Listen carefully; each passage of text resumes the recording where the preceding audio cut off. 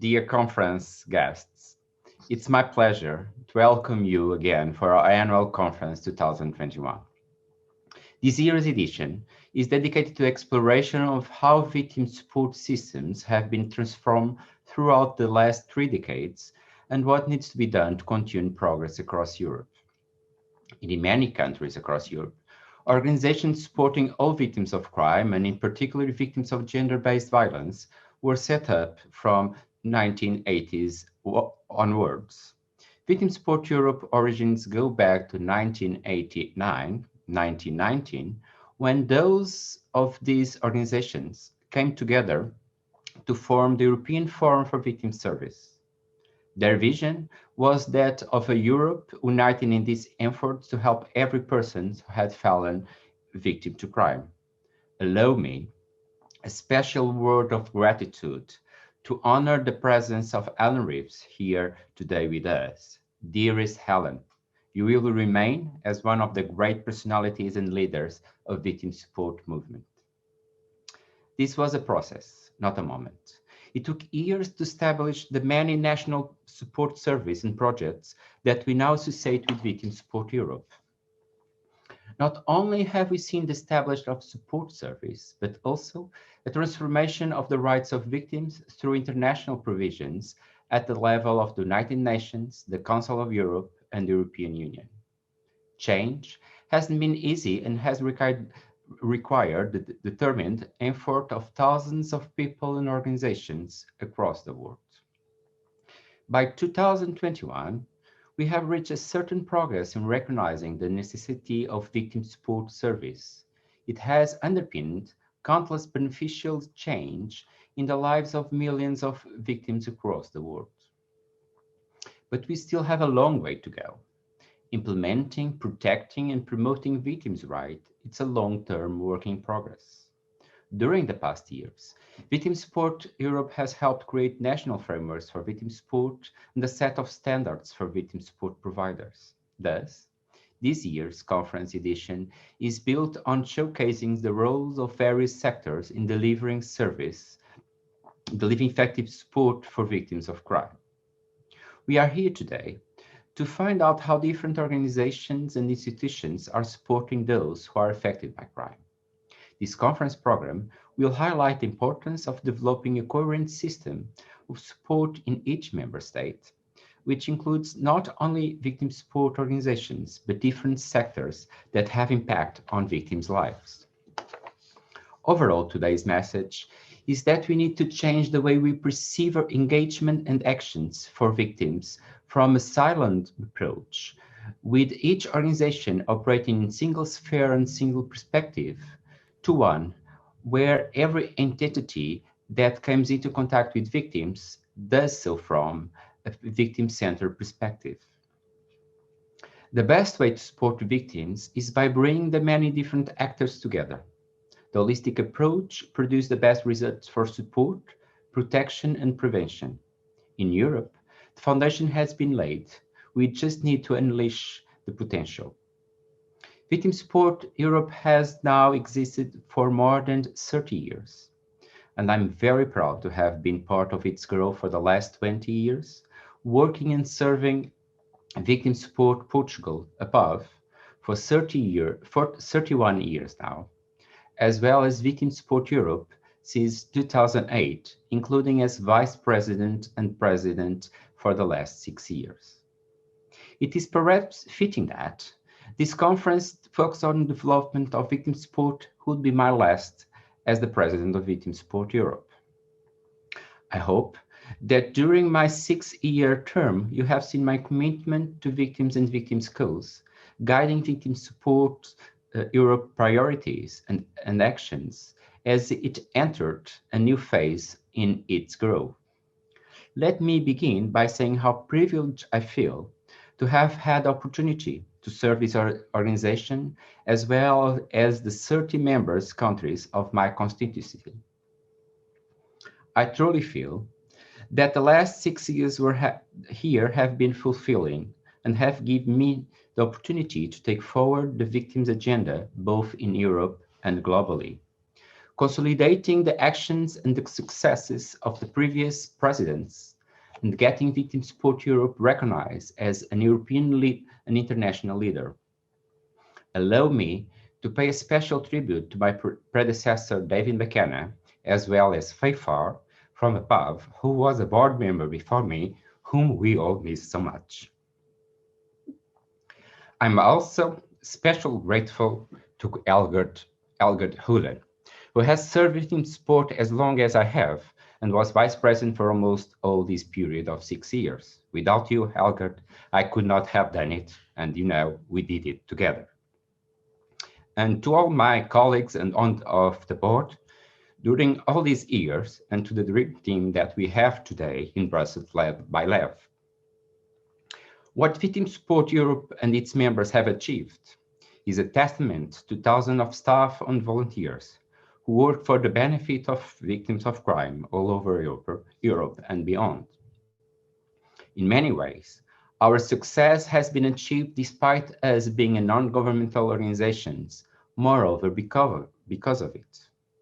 I stand here today to highlight the importance of civil society. In other words, the importance of people working to influence their world from outside government, the importance of active citizenship being a reflection of our modern democracies. I have seen through countless examples what civil society and government are essential to one another and to the success of democracy. Government needs civil society as a source of knowledge, as a partner, as a challenger, as a watchdog, as a source of innovation and a means of implementation. Working with civil society not only ensures that governments take the right actions, but also guarantees that those actions are successful and credible. Government and civil society must work in tandem, like cogs in machine, together to make the machine function properly. If only one cog is mixed functioning, the wheel loses direction and goes nowhere. But what does this mean with respect to victim support?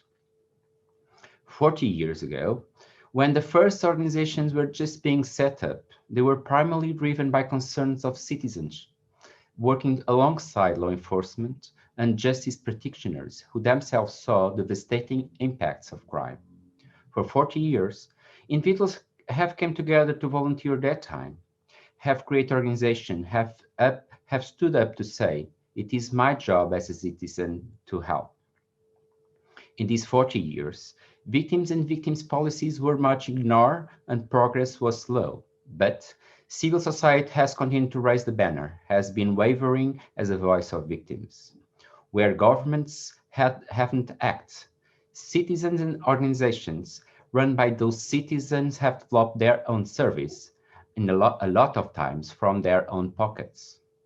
They have been pushed for change, advocate for new laws, and have slowly turned a machinery of government. Civil society has been fundamental to initiating change and continuing progress. Yet, achieving true change has only been possible in partnership with government.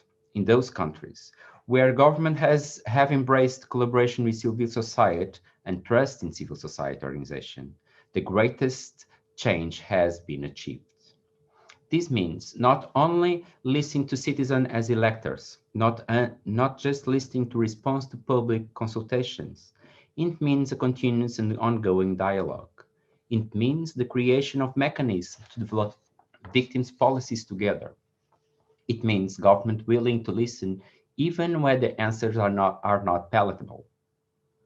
I want to close my speech with the following words. We see the strongest laws for victims and the strongest support service in countries where this partnership between civil society and government does exist.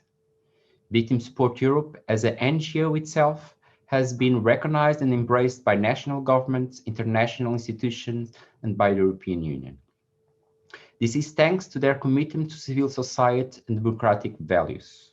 Yet, it has also been part of my role to ensure that Victim Support Europe demonstrates and delivers highest quality of action and show evidence of us being part of the progress in the victims' rights field. Now, And to finish, I want to give the floor to Mrs. Katarzyna Janicka-Pawlowska, European Commission Coordinator for Victims' Rights, who recognized the importance of partnering with civil society, because doing so advances the Commission ideals, agenda, and helps support its work. It's my very special pleasure to have you, Kasia, opening our conference here with us today. Obrigado. Thank you. Obrigada. Thank you. Thank you so much, Zhao, for giving me the floor. Dear participants of the conference, it is a great pleasure and really a great honor to greet you today at the opening of this year edition of the annual conference of Victim Support Europe. This event is indeed the main EU event for the victims' rights community. And I would like to take this opportunity to express my great gratitude and really big thank you to Zhao for being such an amazing president of Victim Support Europe. You've been the president of Victim Support Europe since I joined the community several years ago. You've been already the president, so I've been really very much impressed with all the work and everything that you have done for Victim Support Europe to make it really such an important player at the European and international scene on victims' rights. So big thank you and special thank you from myself and my colleagues in the victims' rights team and in DG Justice, all those who are working in the Commission on Victims' Rights. Dear participants, today I have two messages for you, and I think that they really fit very well into the message that Zhao has just passed on, that really we need to change the perspective in which victims are perceived and victims' rights are perceived. A lot has been achieved, but still a lot needs to be done, and we really need to work together. So my first message to you is that the Commission is committed to victims' rights. We are working tirelessly on the implementation of the victims' rights strategy adopted almost a year ago. We are busy working on the evaluation of the Victims' Rights Directive. Before summer, the Commission will publish open public consultation, and already now I would like to invite very warmly all participants to take part in this open public consultation.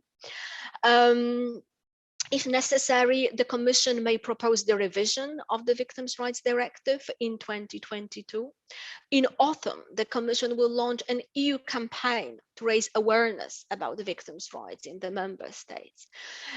We also provide for funding opportunities for projects in the area of victims' rights. So until September, a call for action grants under the Justice Programme is open, and we have over 6 million euros for this cause. So if you are interested, find partners in other EU countries, join up with other victim support organizations, and ideally with local authorities and with your local communities, because as Zhao said, it is so crucial to work together on victims' rights. And please apply for the projects under the Justice Programme. The second message that I have for you today is that you are important. You are important as members of the victims' rights community that is a part of EU victims' rights policy. Your work as victim support organizations is important, and your voice is important. In order to better include victim support organizations and other representatives of civil society relevant for victims' rights, the Commission has set up recently the Victims' Rights Platform. So the platform has been inaugurated in September last year, and currently, it is composed of 34 members. These are EU-level agencies, networks, and bodies, and representatives of civil society that meet regularly to discuss different aspects of victims' rights. 23 of the members of the Victims' Rights Platform are actually representatives of victim support organizations and other non-governmental organizations dealing with different aspects of victims' rights.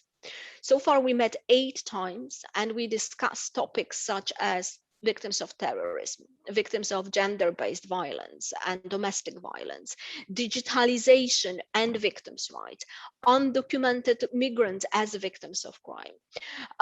So the voice of the non-governmental organizations, including, of course, of Victim Support Europe, our main non-governmental organization partner in the area of victims' rights, is extremely important in these discussions. And the Commission would like to hear more of this voice, more of your voice. And that's why I would like to invite you to participate in a bigger debate, the debate about the future of Europe. The conference on the future of Europe has been inaugurated on 9 May in Strasbourg by the trio of presidents of the EU institutions and by the president of the hosting country, France. So this conference is actually not a conference. It is more of a structured debate that will last for over a year and will include as many Europeans as possible. Its objective is to find out what the Europeans want from Europe, to listen the Europeans and take the steps. Your voice as members of the victims' rights community is very important. And that's why I would like to warmly invite you to participate in this big debate. Now, how to do that? It's actually simple. You just need to register on the online platform that has been created specially for the conference. It's a futureeu.europa.eu.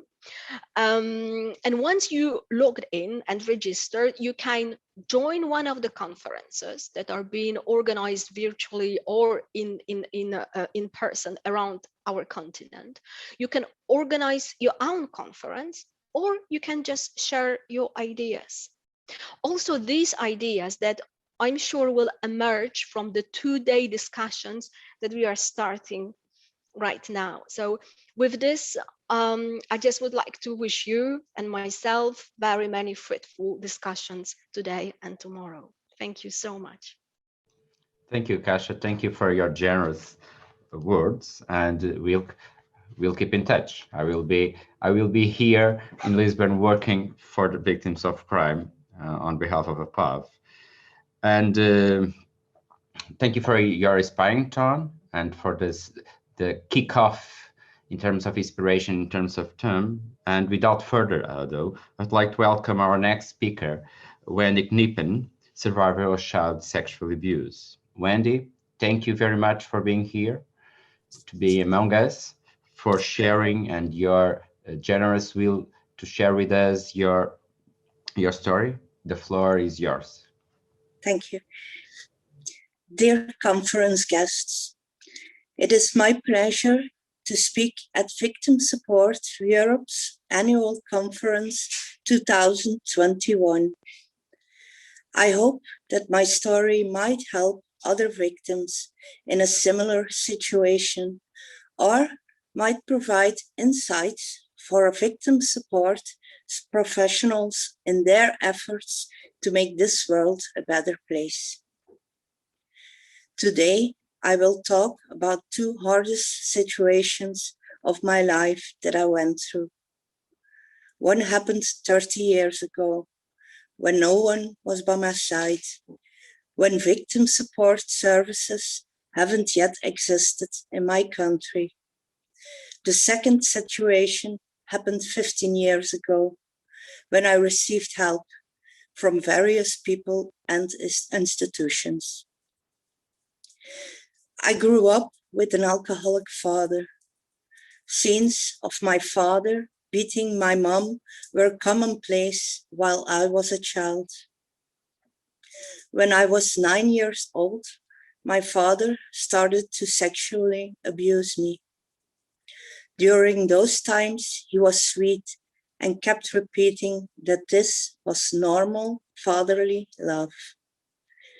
The abuse continued until I was 12, and I was constantly afraid that I would get pregnant, but did not dare to talk to anyone because I was ashamed and felt guilty. From the age of 12, as I grew physically stronger, I no longer allowed him to have sex with me. So he began to abuse me physically. The emotional strain increased until I couldn't take it anymore. I was 14 when I told my mother what my father had been doing to me over the past 5 years. Luckily, she believed me, and my father was arrested by the police. Unfortunately, there was no evidence of the sexual abuse. It all had been too long ago. So, my father only got a few nights in prison and a restraining order. Had I been able to get help at the time, such as through a helpline or online, or even if a teacher at school or an instructor at the ballet school had paid attention to my depression, I would probably have recovered more quickly. But at the time, I was left alone, face to face with my guilt. Now, 30 years later, I am in awe, learning how my country, Belgium, can assist people like me. There is victim support service that is free of charge and open to anyone residing in Belgium. All victims of crime are entitled to all kinds of help, psychological, emotional, administrative, and financial. Unfortunately, that was not the case 30 years ago. There was no support services available back then. Teachers and ballet tutors weren't aware of how they can support children in these kinds of situations. Friends and family were also ignorant about it. 15 years ago, when I was already married, I went through another abuse. This time I was abused by my husband. By then, the situation in my country changed to the better. I experienced a lot of support by talking freely and being open with doctors, with social workers, with various experts and specialists. Moreover, even just when talking to friends, family, and strangers.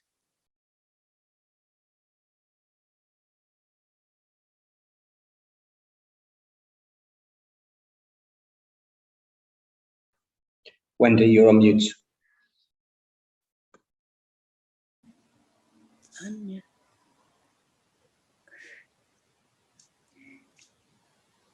15 years ago, when I was already married, I went through another abuse.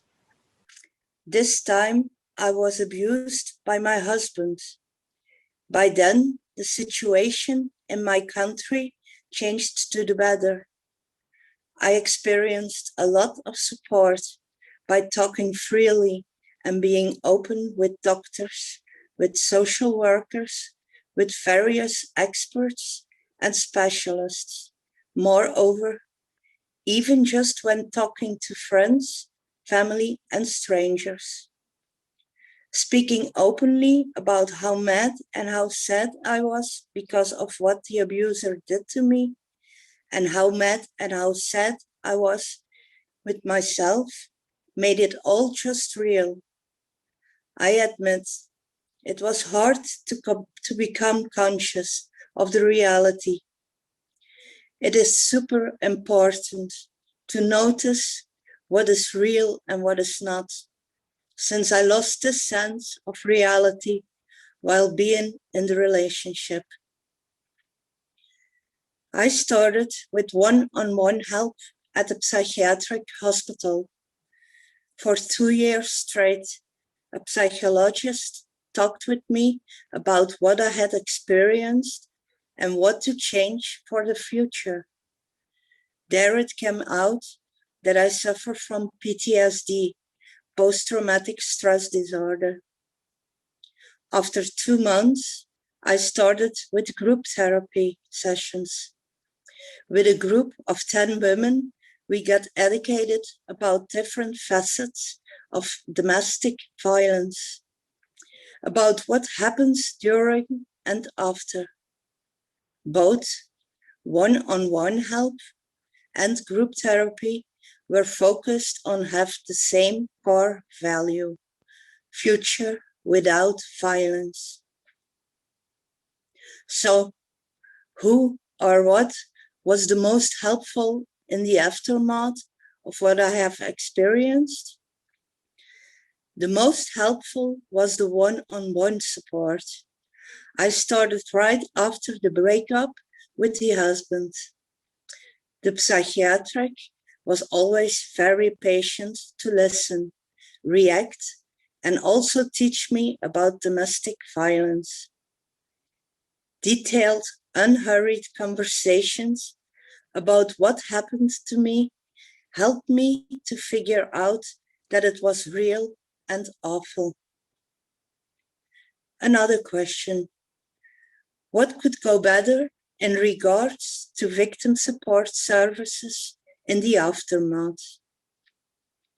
I was lucky to get the psychiatric and emotional support, but I know that a lot of people have to wait quite a long time before they get support. I think it is very important to have a personal meeting with victim support workers as soon as possible after a victim reaches out the services. The first weeks are crucial for a victim to be taken care of by victim support workers and specialists.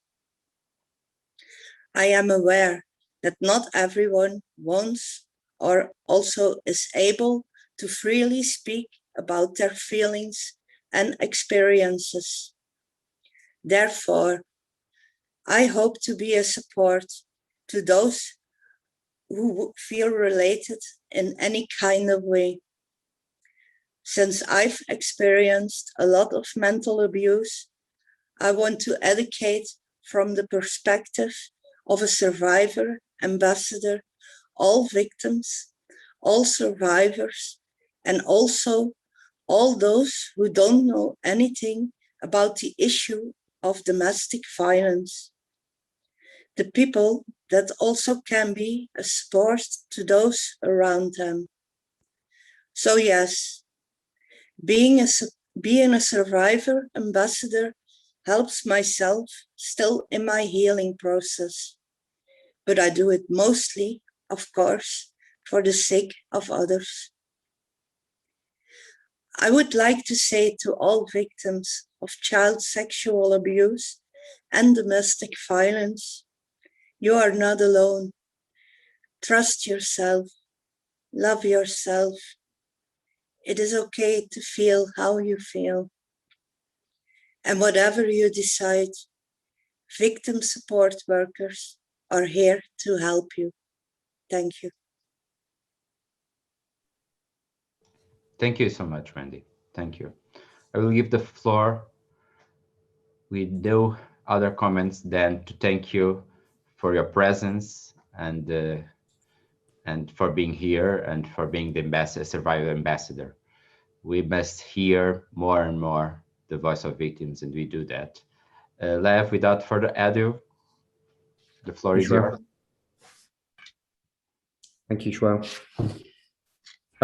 Good afternoon, everyone. Let me first, before I introduce ourselves, say thanks, huge thanks to three leaders, I would say three leaders from different areas. Thank you so much, Wendy, for the courage to stand up, to be a survivor advocate, to tell your story and to remind us precisely why we're here. We have a fascinating conference today. We've gone back to our roots somewhat and really focused in on victim support for this conference. And I know that those here represent many thousands of people and support amongst themselves many millions of victims every year. So it is a critical issue. Thank you to Kasia, who's a leader in the European Union, who's really, I think we see the development and changes in the European Commission and the focus that they have We as Victim Support Europe, I think we've responded to 30 consultations in the last 6 months that European Union has had on victims' issues of some kind. So it shows the level of commitment, in no small part thanks to the personal commitment of Kasia. And thank you to Joao for the outstanding work you've done over the many years, both before being president and as president. You've guided us, led us, given your experience to us, and really taken Victim Support Europe to another level. So thank you to Joao as well. Without further ado, let me welcome all of our participants to this conference. It's on victim support, transforming victim support from dream to reality. We're still getting there, as we've heard, and there's still a long way to go, but that's part of what this is about. I'm Levin Talton, I'm the Executive Director of Victim Support Europe, and I'll be moderating today, so I'm very happy to do that. I will quickly go through some housekeeping, and then we'll move straight on to our first speaker. For speakers, just to remind you, if you could mute your microphones when you're not speaking, and as well, just to remind you that Leah will kindly give a 5 minutes warning towards the end of the speech, just so you know where we are. We won't always be keeping precisely to the timelines that are being given in the agenda, so it's helpful to have that reminder. For all of our conference participants, it's really difficult online to be interactive. We don't have all of that personal contact that we would normally like to have. Please use the chat area. Feel free to ask questions, to put in links, publications, make comments. We have in Zoom, we have the reactions. I think it's always difficult as speakers to know how you've done. It's nice just to see the applause there as well, which you would get when you're live. So feel free to be active on Zoom as well. I know I've been to hundreds and hundreds of meetings in the last 18 months online. It's easy to have your email open, to have other pieces of work there. I would really encourage everyone to close it all down.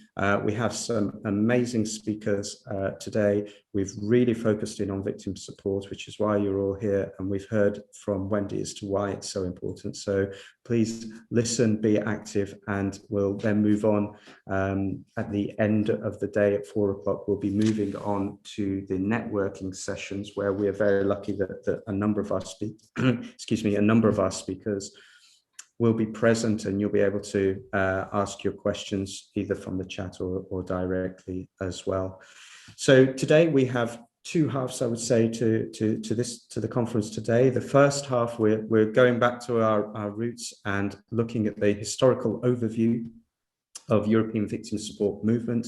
Before then, we start looking at the victim support framework that VSE is really promoting, and helping everyone to understand that support is everyone's job, and that support doesn't mean a single organisation, but an entire framework for victims to receive the help that they need. So it's going to be an exciting afternoon, and I will therefore move straight away now to our first speaker. We have, as Joao mentioned, we have the absolute honour to have one of the founding mothers of victim support in Europe and of Victim Support Europe.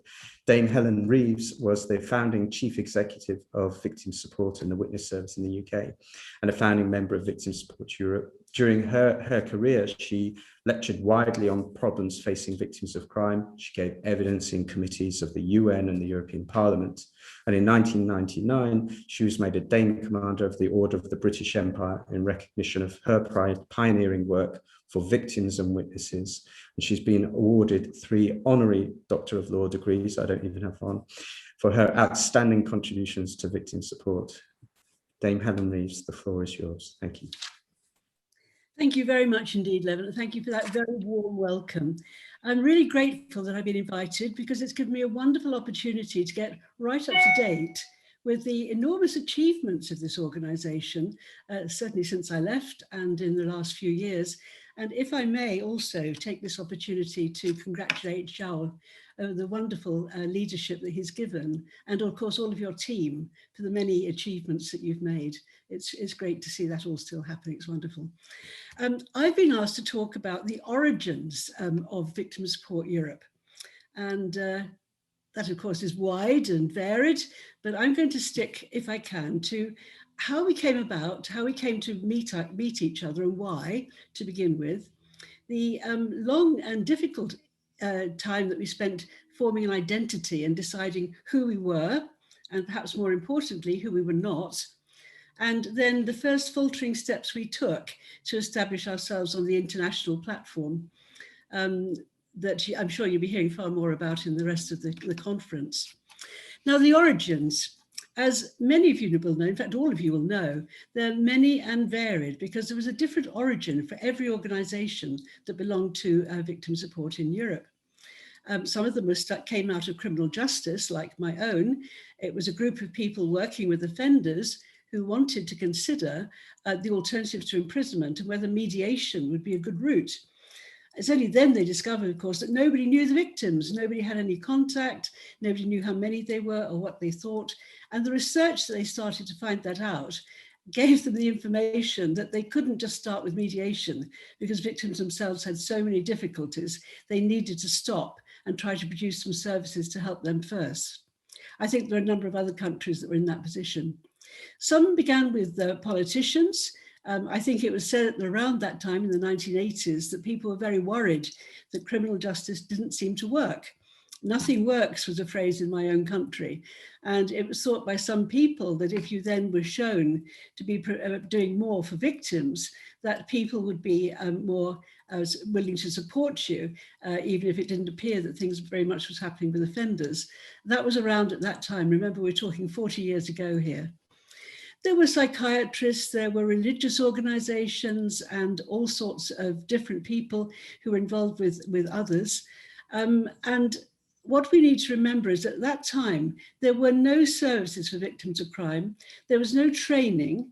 Nobody knew what was specific about victims of crime. The whole issue about being offended by somebody else in your own community and the very special problems that created, these were all new and had to be learned.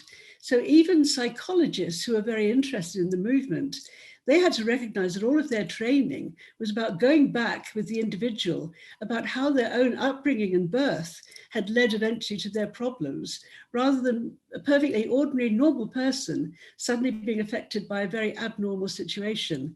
And this was a very different issue and needed a very different intervention. And that all had to be learned really from scratch. So a number of organizations were setting up during the early 1980s. We became aware that all these things were happening, but we didn't know what they were.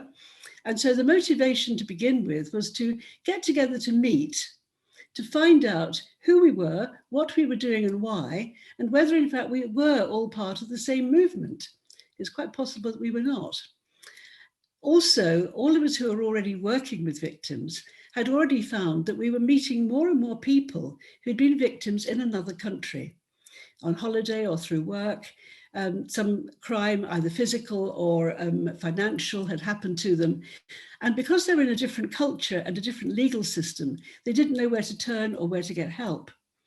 Similarly, we were having victims in our own country from other countries who we were trying to help in the immediate aftermath of the crime. And we didn't know where they were going to get continuing help when they went back to their own country. We didn't have any contacts. We didn't know what the social situation was. And it was a very bad feeling sending somebody home, knowing that they were going back to nothing and trying to live on their own resources.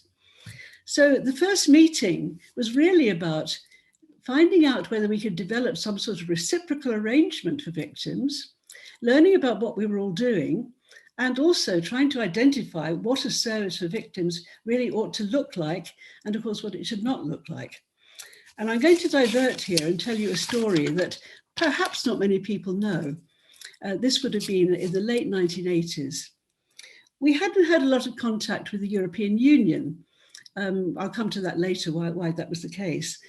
But it was suddenly brought to my attention that an English MEP, member of the European Parliament, had made a really very interesting speech in Brussels about victims in other countries and the difficulty there was in getting support for them and for them knowing their rights.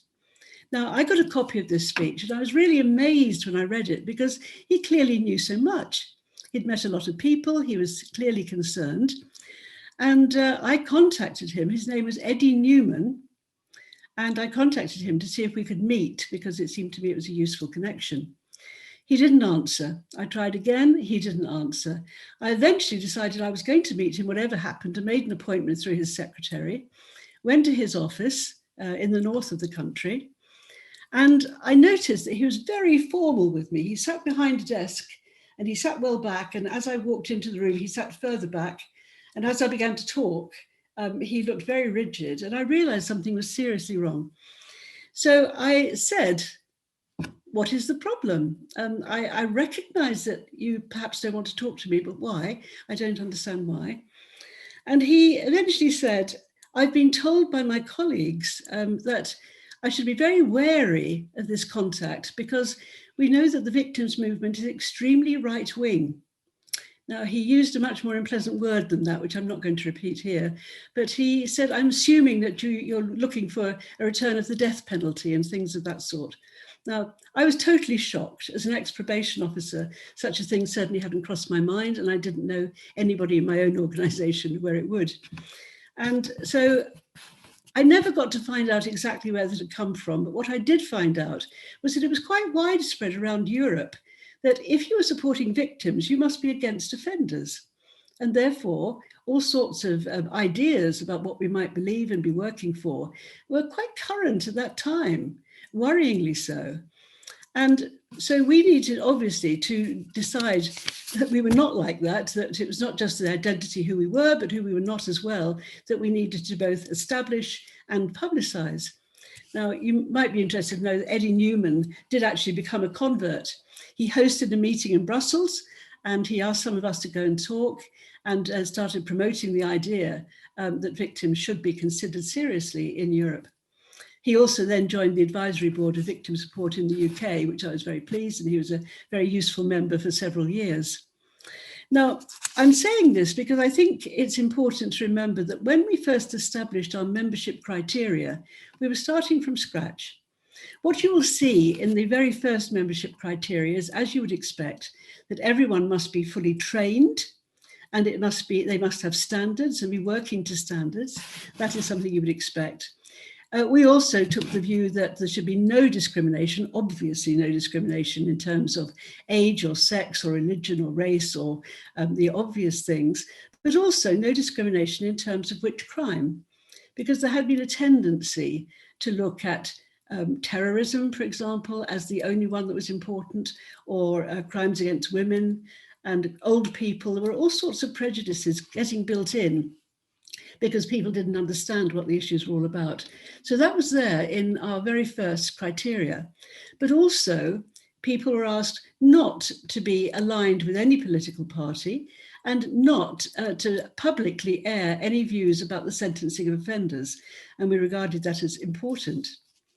It's also the reason why the very first publication, which you may find strange, the very first publication that we produced, I'm going to do an old person's video here. Can you see this? Where are we? There we are. Have you all seen this? It's a statement of the victims' rights in the process of criminal justice. And strangely, it was our very first document because of this problem that we've been encountering. Now, another problem that you may not know about is that at that time, the EU felt that they were not able to deal with victims of crime.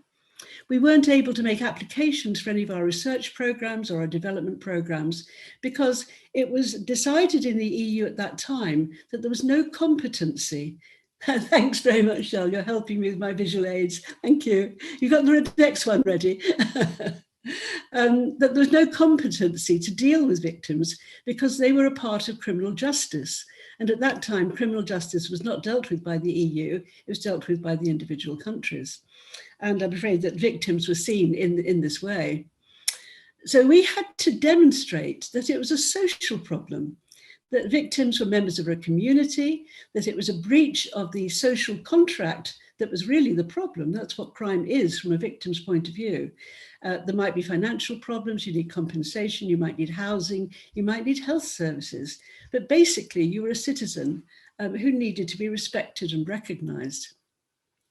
Now, at that time, the Swedish commissioner, Anita Gradin, she was the commissioner for freedom, security and justice. And so we thought this is probably the commission that we should be dealing with.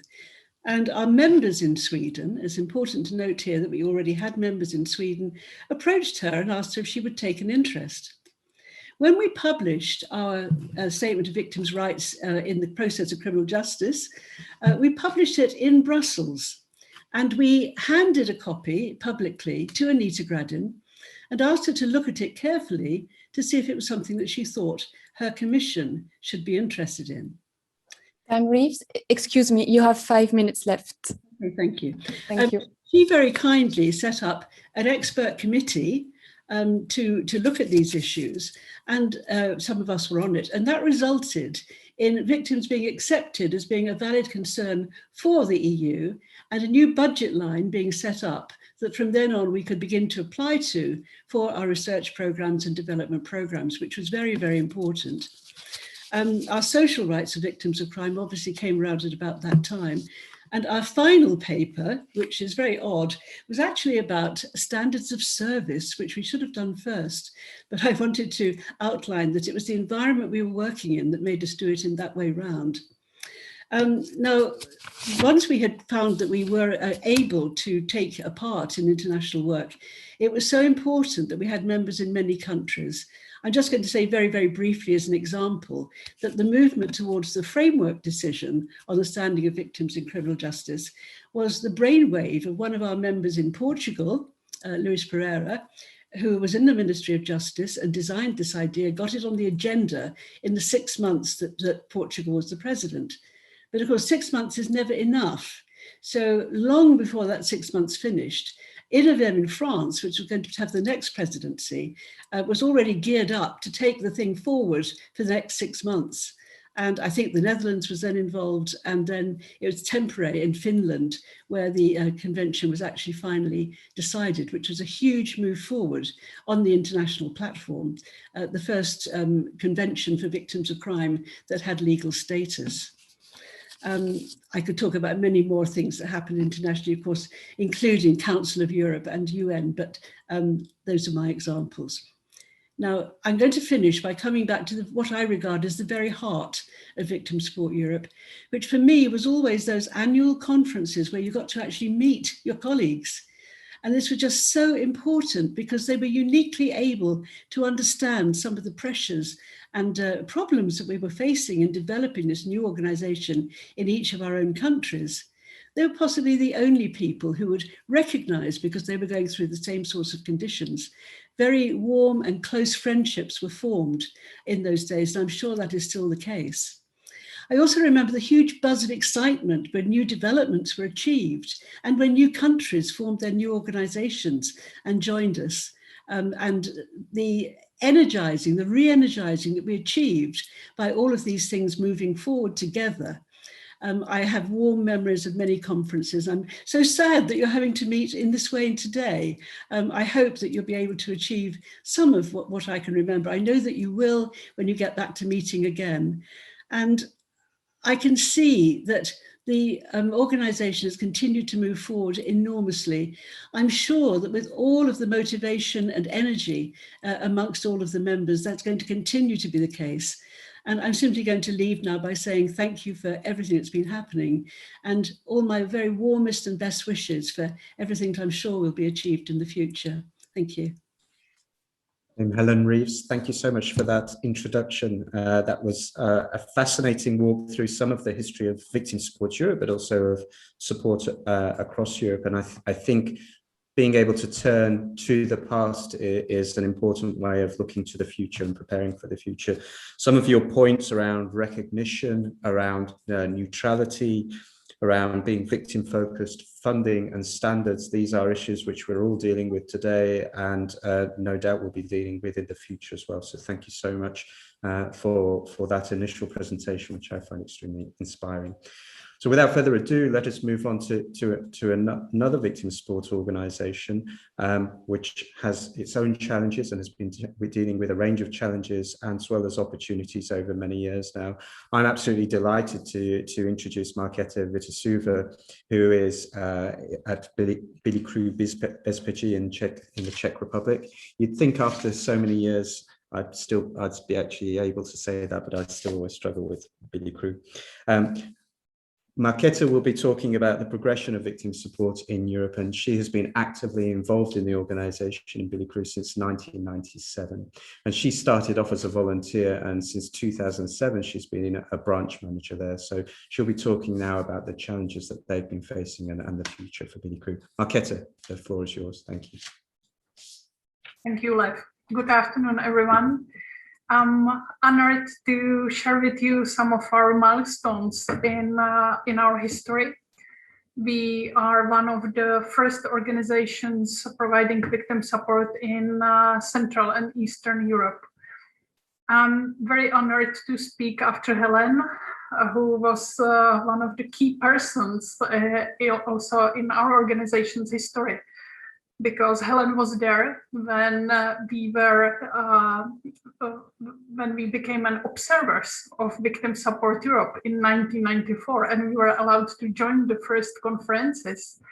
Helen was there when we became members of Victim Support Europe in 1996. And Helen was there when we organized the first European conference in Prague in 2002.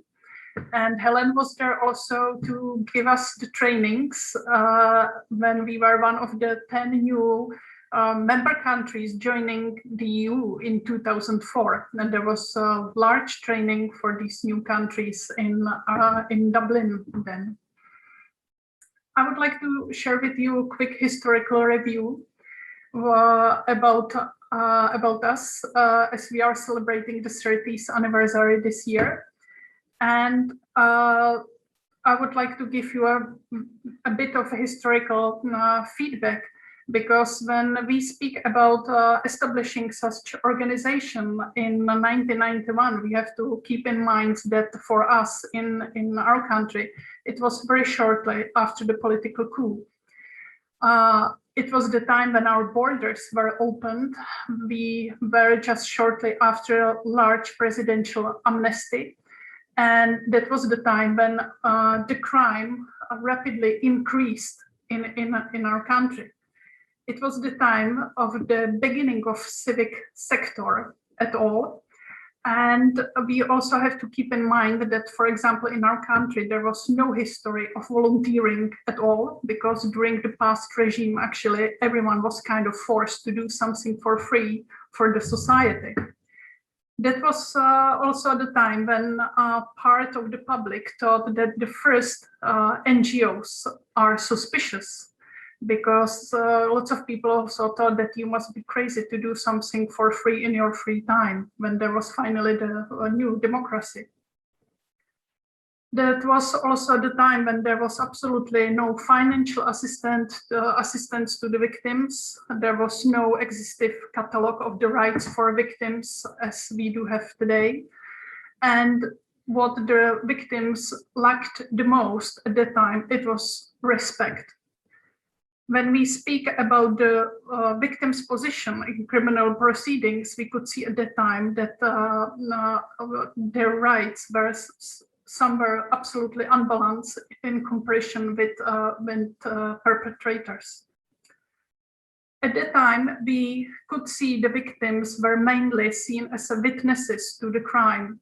They were here as a valuable source of information for police, but once the perpetrator was caught, there was no more interest in victims at all. So basically, the main movement why the victim support in the Czech Republic actually started, it was a feeling of big shame that we really lack a lot to victims.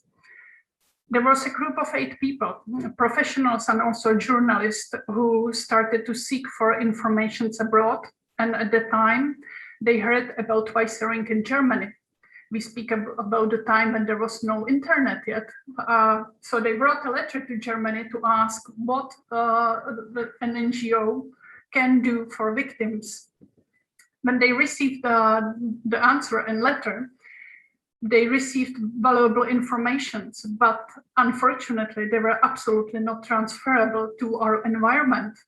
But the letter gave us great hope that something can exist also in our country, that we can do something for victims. So this group of experts started discussions about victims' needs and what should be changed and improved. This group of experts also started to publish this topic because there were 2 journalists among them.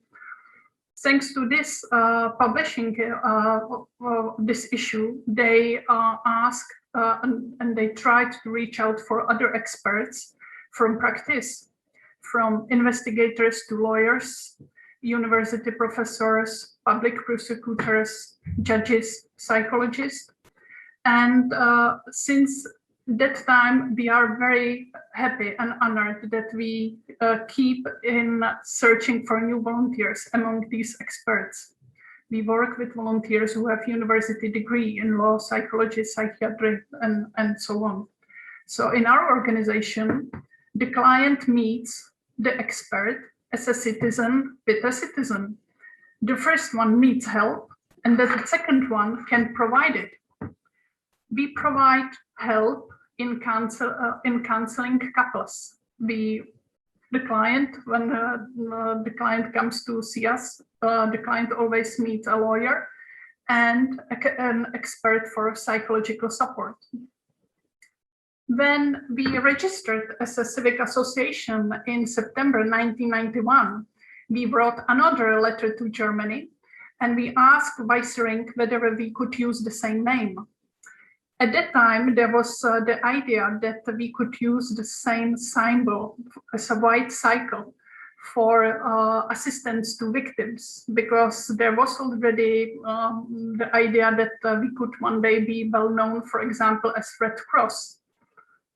The name of VSE was successfully extended to German-speaking countries, to the Czech Republic, and also to Hungary, and also to Croatia.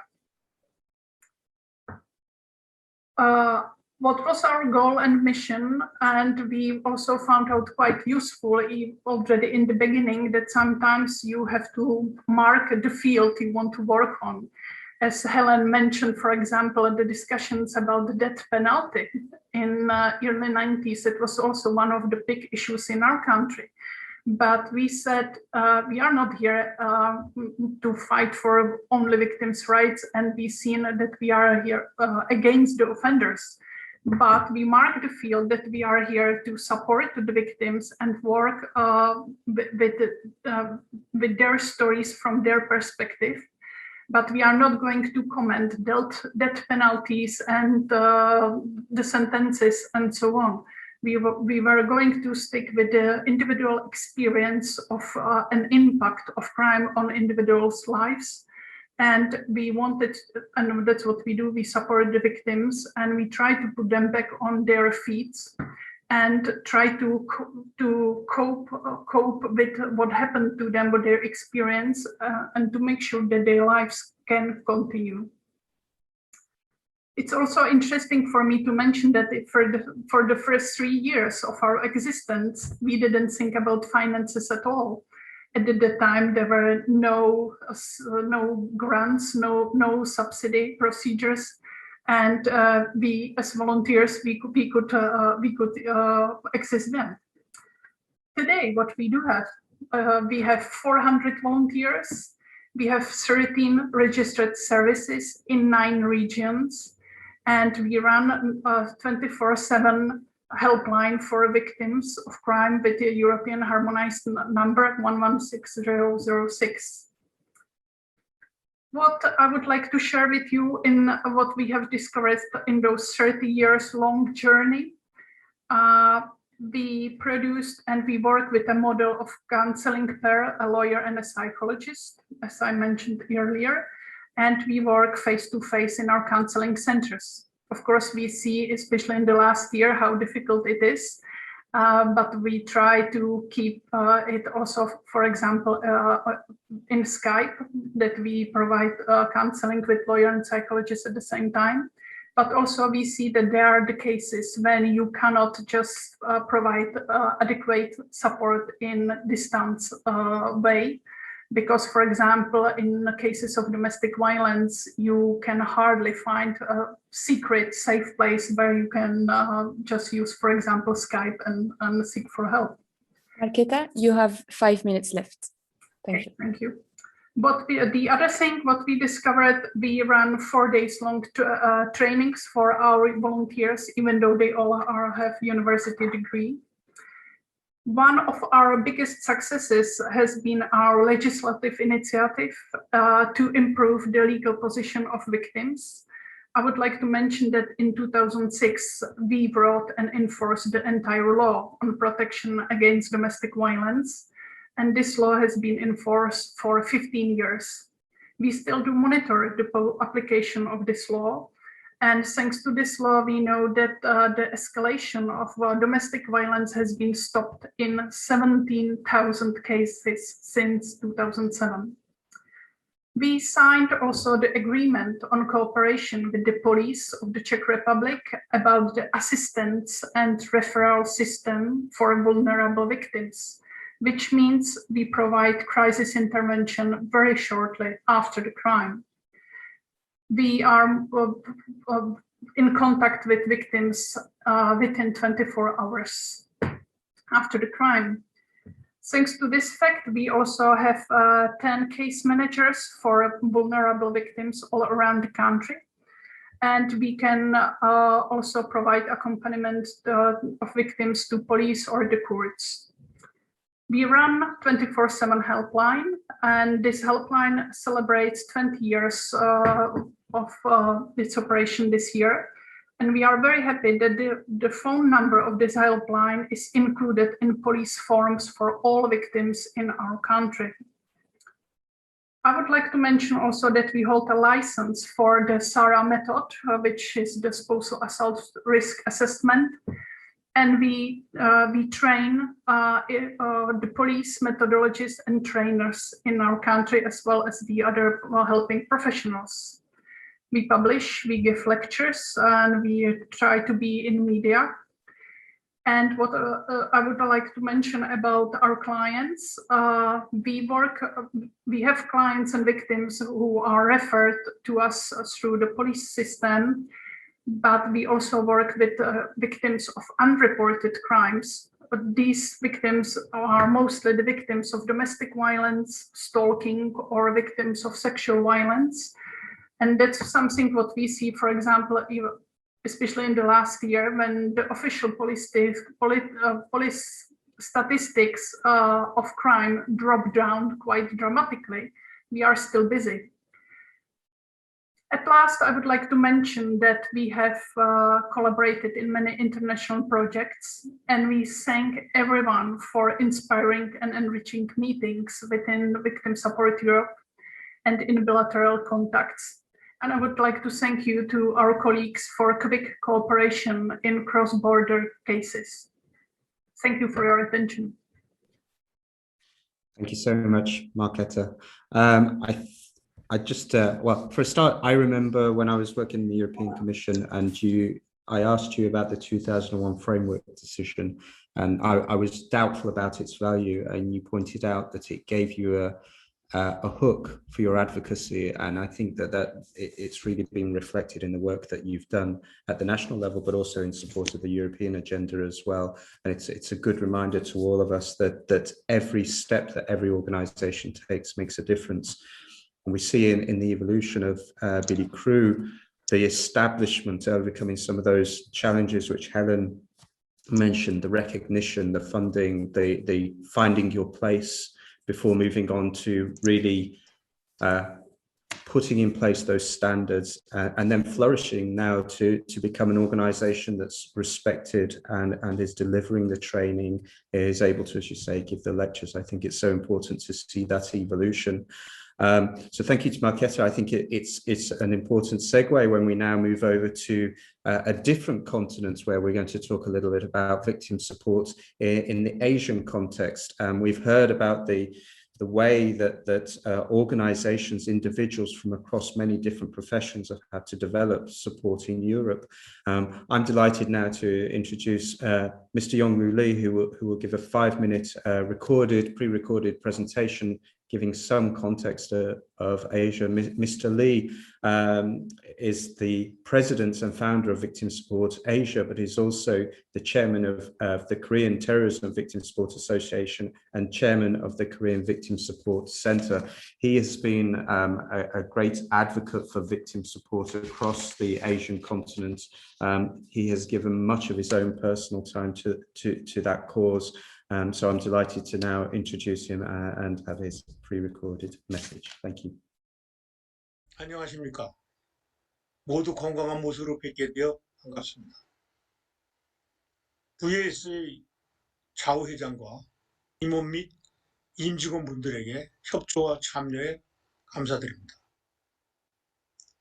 코비드-19로 경험하지 못한 팬데믹의 지속으로 더욱 어려움을 겪고 있는 피해자 여러분께 위로의 말씀을 드리며 피해자 지원에 참여하시는 단체 및 자원봉사자에게도 희망과 감사의 말씀을 드립니다. 인권과 인격이 존중받아야 될 피해자분들이 경제적, 신체적으로 고통받고 있으며 아시아 지역의 국가별 열악한 환경에서 제대로 보호받지 못하고 사회에 복귀는 더욱 어려워지고 있습니다. 특히 급증하는 아동 여성에 대한 강력범죄, 성폭력, 가정폭력, 영상물 착취, 스토킹으로 인하여 고통받고 있는 피해자 및 유족에게 국가는 물론 우리 사회 모두의 책무로 지원 확대에 노력해야 합니다.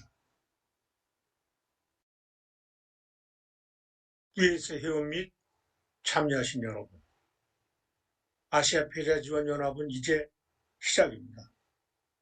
이 작은 시작이 성공되어서 아시아 지역의 피해자를 지원할 수 있도록 참여와 협조 부탁드립니다. 피해자분들이 희망과 용기가 될 수 있는 그들이 웃는 내일을 희망합니다. 감사합니다. Thank you to Mr. Lee for those important words.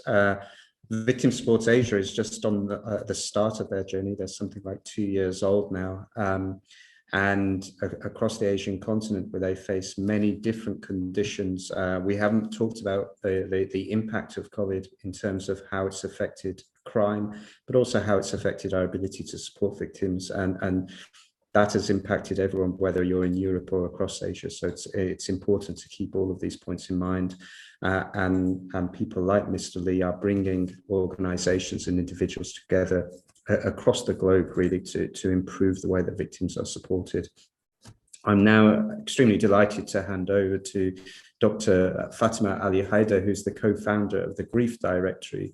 And she really brings together the understanding of what it's like to support victims in a different part of the world, in Pakistan. She and her organization have been a bridge of compassion between victims of terrorism in Pakistan who require support, as well as the individuals who are willing to offer it.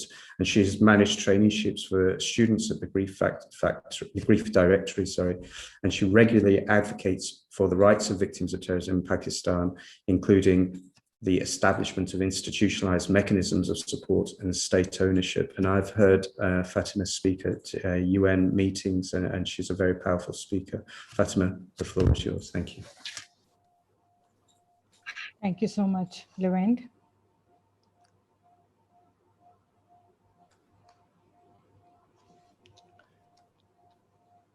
Mr. Lazaro, President, Victim Support Europe. Mr. Lee, President, Victim Support Asia, distinguished experts, ladies and gentlemen. My name is Fatima and I am from Pakistan, and on behalf of my organization, the Grief Directory, I am extremely honored and privileged to be here today to share my experiences of setting up support systems for terrorism victims in Pakistan. Before sharing the details of our work, I would like to share some background information about Pakistan.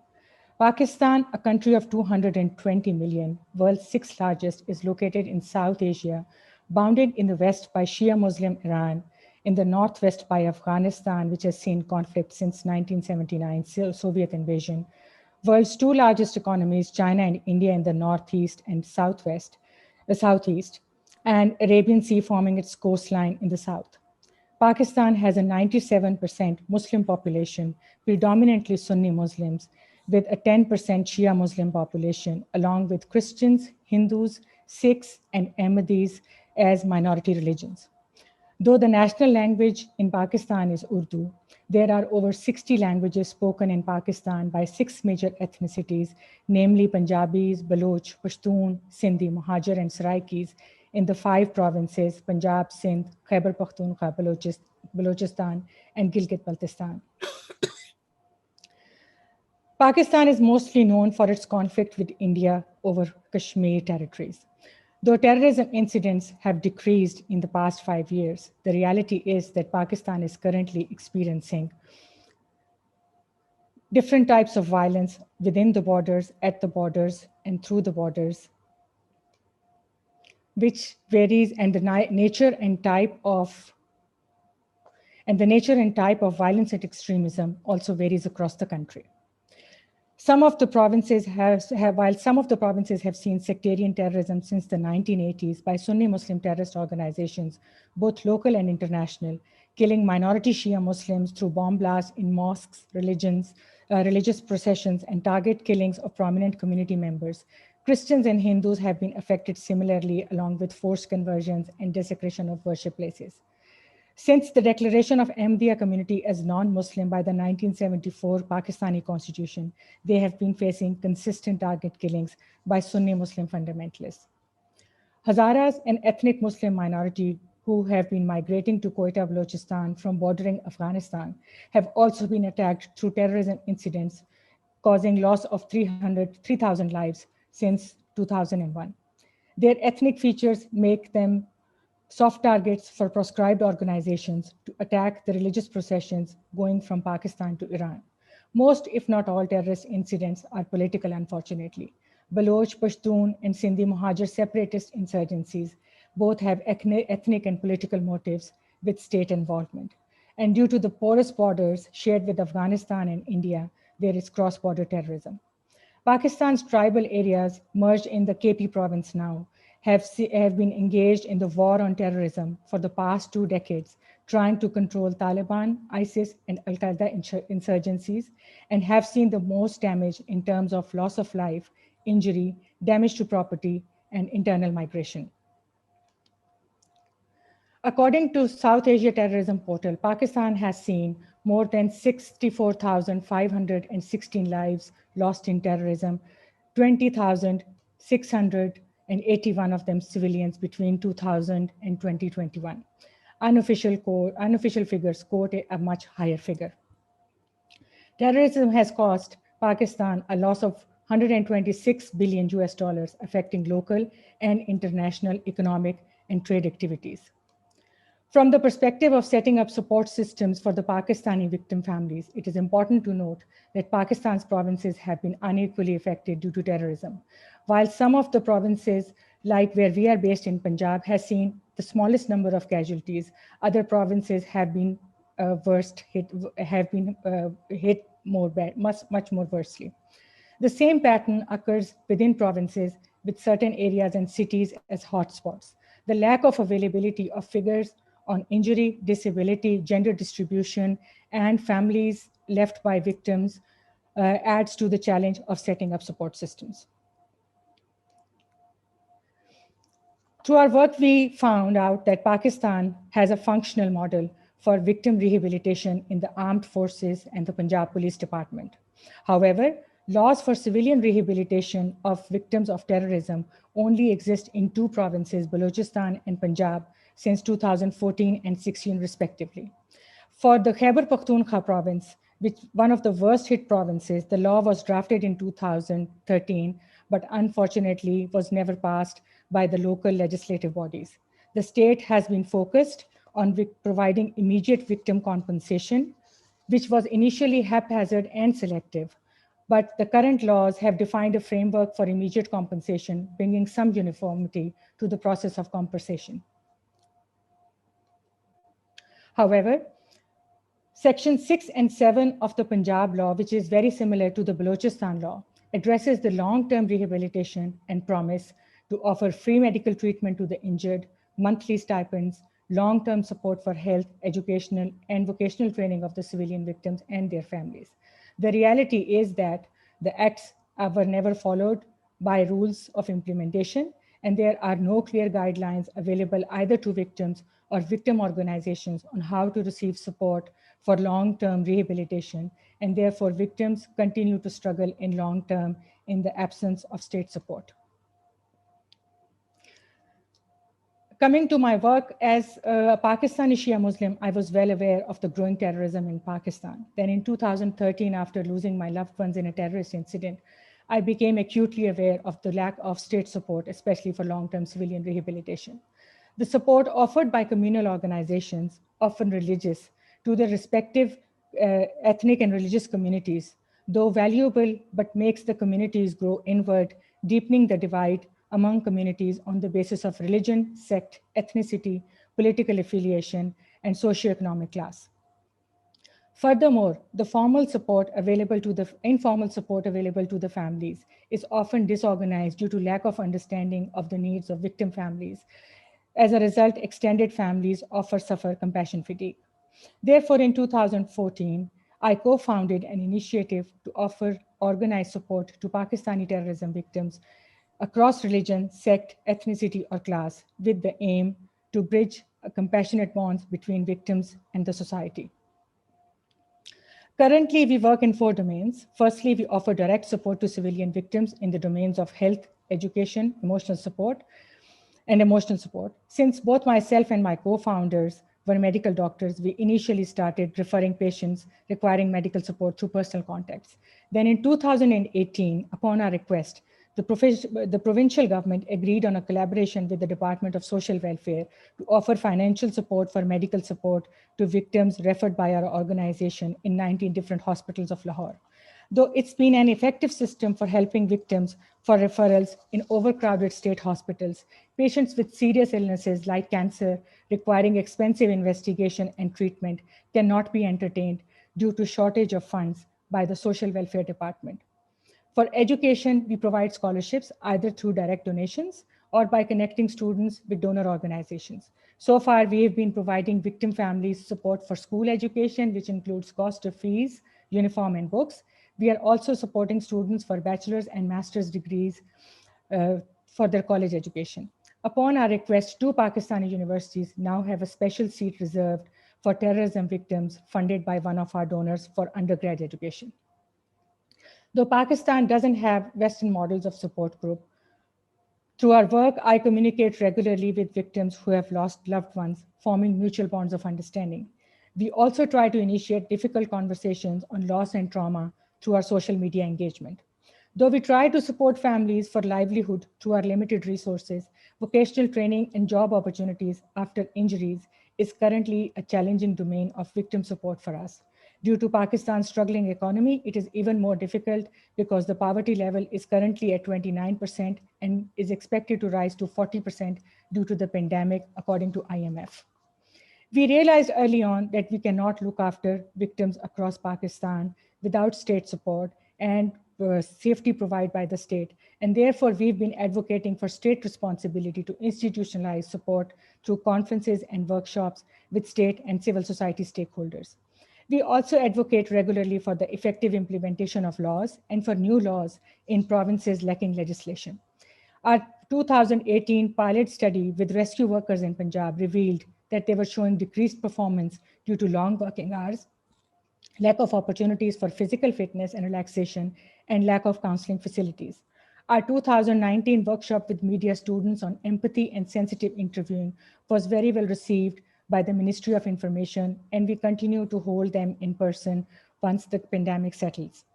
Our youth model of connecting students with victims of terrorism have also received a very positive response. Our youth model is a CVE intervention because Pakistan has experienced a shift in the society towards violent extremism over the past 4 decades, targeting minorities, which was both my personal experience and something we understood through our work as well. Pakistan is unfortunately now considered one of the most intolerant societies in the world. Since more than 2/3 of Pakistani population is under 30, we decided that to address this by developing a youth model of mentorship, engaging students of 17 to 22 years for our 4-week summer internship program. We hold interactive classroom discussions. Sorry about that.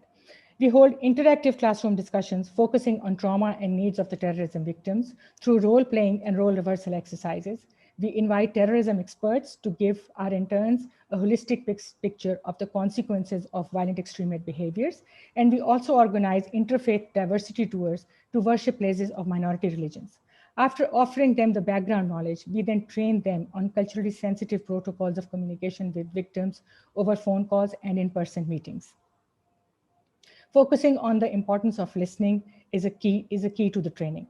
Realizing that meeting victims can be an emotional experience, we invite psychologists to guide these young interns on their own emotional well-being as well. Lastly, we train them on informal data collection, which also provides us with the basic information on the support required by the victim families. These internship families not only help us some of our excellent year-round outreach workers and program coordinators, but it also gives us hope that these young minds now have a direction and framework to positively channelize their energies and will refrain from engaging in extremist behaviors in future. A recent study revealed that some of our volunteers have gone back to work with youth in their own communities, implementing similar models of tolerance and empathy in their own communities, and designed college projects focusing on needs of victims of terrorism. At the moment, implementing models like my colleague is doing in Indonesia, Max Boone is doing in Indonesia, where victims and perpetrators are connected for conversations, is not possible in Pakistan due to a lack of criminal justice framework, which we require in Pakistan. But currently, it's not possible for us to implement in Pakistan. We have military courts, but military courts unfortunately usually give very quick decisions, often leading to a hanging of the terrorists, and therefore the valuable opportunity of any conversations between victims and perpetrators is getting lost. Fatima, you have 5 minutes left. Terrorism is a sensitive topic in Pakistan, and therefore engaging in informal procedures of procuring data can raise undue attention and also requires resources. Therefore, we acquire data from individuals, communal organizations. Victims often offer contacts of other families within the community, and we also use we are also referred cases personally. The data we usually receive is not updated. Though we try to update data, we require support, collaboration with the National Database Authority and Registration Authority by Pakistan, an important aspect where state collaboration is important. Registration and bank account is another struggle for us. Pakistan state has unfortunately faced many charities which were backed by proscribed outfits gathering donation in the name of jihad through mosques, madrasas, and charity drives. Based on recommendations given by FATF, new regulations have been put in place for registration of organizations, but it has now become a cumbersome and almost impossible process for registration of organizations like us, because it often involves police and intelligence investigations in order for an organization to be registered. In order to prevent terrorism funding, opening up of bank accounts has also become a difficult process at another level. An unofficial state bank news is that banks are informed not to open any new charity accounts. Our personal experience is that not only we do not have any bank accounts so far. 3 NGOs we were collaborating with for victim support have had their bank accounts frozen, with 2 of them currently fighting in the court for the reopening of their accounts. Weak infrastructure is another problem. Due to weak infrastructure for health and education, there is increased workload on victim support organizations, which have to support victims in domains which are primarily state responsibility.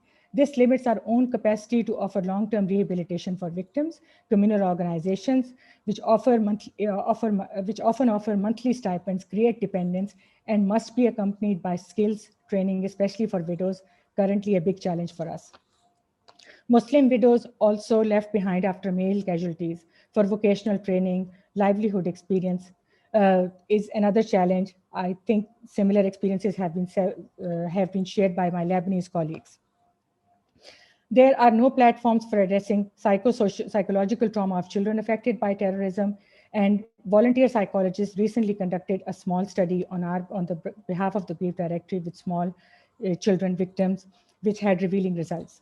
The disabled victims in tribal areas are also struggling due to lack of state support. Cross-border victims are another challenge for Pakistan, which is hosting 1.4 million Afghan refugees, registered Afghan refugees, and a similar number of Afghan nationals with different status. 82% of these refugees are Pashtuns, 2% Hazaras. These communities are affected by terrorism in different ways due to faith and ethnicity. The civilian victim rehabilitation laws also do not address the issue of victims with refugee status for receiving compensation and long-term support. We have often been approached by victims of state terrorism for support, but unfortunately, to ensure our own safety and that of those working with us, we have to refuse them to offer help, as this is a very sensitive issue on a state level. For federal and provincial policy issues, not all provinces have the law. Laws were also drafted without consultation with victims' organizations and health professionals. And National Counterterrorism Authority does not mention victim models and youth engagement in counterterrorism and CVE policies. Our current struggles are therefore data availability, data update, and it continues to be our struggle in order to expand our work. Due to the lack of a bank account, we lack regular funding for operational management, and we are unable to conduct youth internships due to COVID 2020, which has been one of our limitations. We are now trying to design a new model of online training, which we hope to implement in the summer of 2021 this year. We also have a limited capacity because of all these reasons, including safety of our workers, to reach out to all civilian victims across Pakistan.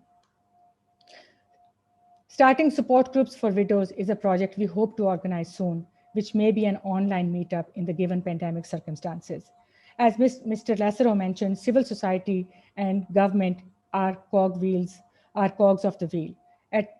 Therefore, at the moment, we are exploring options to approach National Counterterrorism Authority for setting up a victim fund and implementation of TGD model, Grief Directory models across the country, which will require careful, in-depth planning.